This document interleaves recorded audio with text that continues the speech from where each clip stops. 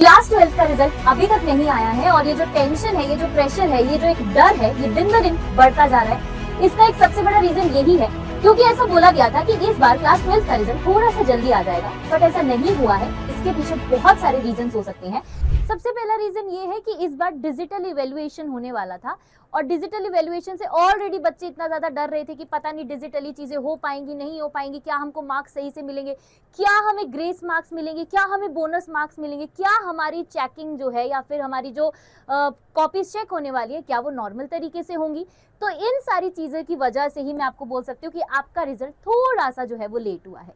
इससे पहले सालों में अगर आप बात करेंगे तो हमेशा चेकिंग जो है वो मैनुअल हुआ करती थी, चाहे मैं अपने टाइम की बात करूं चाहे मैं 2025 तक की बात करूं, ठीक है। लेकिन इस बार एक अच्छी चीज जो हुई है डिजिटल इवेल्युएशन की वजह से कि चीजें जो है वो थोड़ा सा फास्ट हुई है।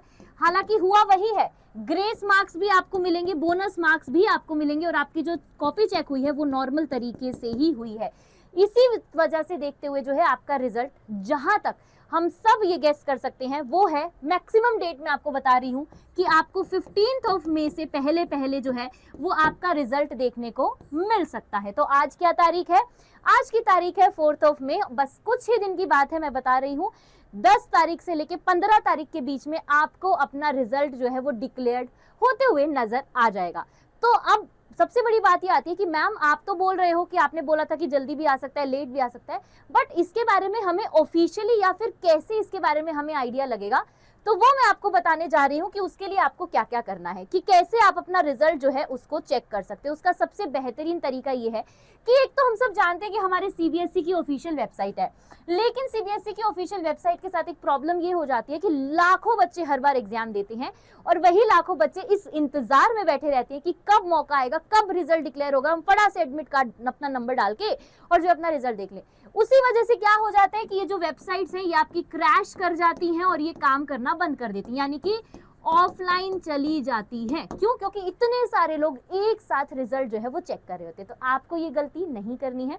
आपके पास क्या है, दो ऑल्टरनेटिव्स है। पहला है डिजी लॉकर और दूसरा है उमंग। ये दोनों ही ऐसी चीजें हैं जो गवर्नमेंट की तरफ से ही आपको दी गई हैं कि इन केस आपकी ऑफिशियल वेबसाइट जो है वो क्रैश कर जाए, वो ऑफलाइन हो जाए, वो रिजल्ट ना शो करे, नॉट फाउंड 404 अगर आ जाए, तो आपको क्या करना है, आपको पहले से ही डिजी लॉकर पे अपना अकाउंट जो है वो बनाकर रखना है, यानी कि आपको रजिस्ट्रेशन कर रखना है। और वो कैसे करेंगे अभी अभी मैं आपको बता दूंगी। दूसरा है आपके पास उमंग ऐप, सेम चीज उसमें भी आपको करनी है कि आपको अपना जो अकाउंट है या फिर रजिस्ट्रेशन जो है वो कर रखना होगा।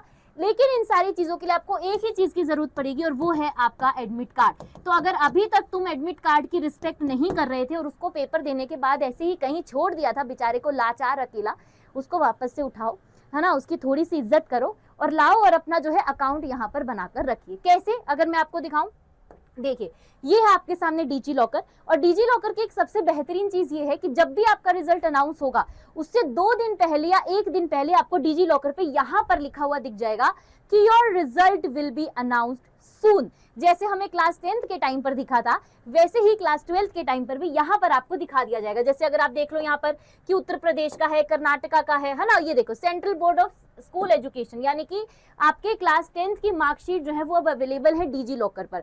तो ऐसे ही जब क्लास 12th का रिजल्ट आएगा तो वो भी आपको यहीं बताया जाएगा, इवन आपको 2 दिन पहले इन्फॉर्म कर दिया जाएगा।